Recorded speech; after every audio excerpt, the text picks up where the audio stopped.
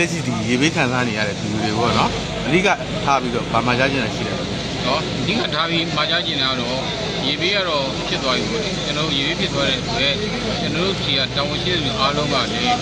ဒီတာခုရေဝင်ဖြစ်တဲ့နေရာပေါ့နော်တာနှိပ်သွားပြီးတော့မှရေဝင်တဲ့နေရာကိုကျွန်တော်ဆယ်မြောင်းဦးစီးဌာနဆောက်လုပ်ရေးရေးမြင့်မြေချောင်းပြိုးပေါ့ဒီဌာနတွေအားလုံးဝိုင်းပြီးတော့မှဟိုနောက်တိုင်းနေအစိုးရရော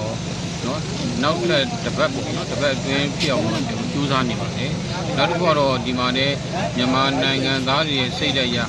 ဒုက္ခရောက်သူကိုကြီးတဲ့အဖွဲ့အစည်းတွေညောင်များစွာရှိပါတယ်တိုင်းပြည်အစိုးရနဲ့အတူခုလိုမျိုးလာရောက်ပြီးကိုကြီးတဲ့အတွက်အားလုံးလည်းအထူးကျေးဇူးတင်ရှိပါကြောင်းပြောကြားလိုပါတယ်ပြည်သူတွေဒုက္ခရောက်တဲ့အချိန်မှာမြန်မာစိတ်ဓာတ်ကိုပေါ်ပြတဲ့ဒီပုံရိပ်ဖြစ်တဲ့အတွက်ကျွန်တော်နေအထူးပဲလာရောက်ပြီးတော့ကူညီပေးတဲ့အဖွဲ့တွေတော့ဝန်တာကိုမှာကြောင်းเนาะဆွေးကူစားနောက်ပြောင်းမှုဆွေးကူစားသူတို့ကျေးဇူးထူးတင်ရှိကြောင်းလည်းပြောကြလိုပါတယ်ဟုတ်ကဲ့ဟိုပါလေပြည်သူတွေအားပေးစရာဘာပြန်ပြောချင်လဲပြည်သူအားပေးစရာတော့ဗျာကျွန်တော်တို့ကတော့ကျွန်တော်မြန်မာနိုင်ငံရဲ့လူမျိုးတွေကတော့ဘယ်လိုဘေးဒုက္ခပဲကြုံပေါ့ဗျာငနေဘေးနဲ့ကြုံနေကျွန်တော်အခြား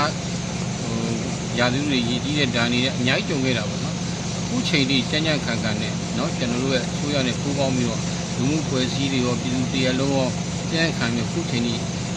ခုတိုင်းပြည်ပြန်နေထူထောင်ရေးလုပ်ငန်းတွေအားလုံးဝိုင်းဝန်းပြီးတော့မှကျူးစာဆောင်ရတဲ့မြန်မာစိတ်ဓာတ်ဟာကဘာနဲ့သိပါတယ်အားလုံးလည်းသူကပူးပေါင်းပြီးဆောင်ထိုင်တဲ့စိတ်ဓာတ်နဲ့ရှိတဲ့အတွက်ကျွန်တော်တို့မြန်မာလူမျိုးဖြစ်ရတယ်အမြဲတမ်းဘုံတို့ပြည်သူပေါင်းကိုလည်းလက်ရှိဖြစ်နေတဲ့အခြေအနေအားလုံးနဲ့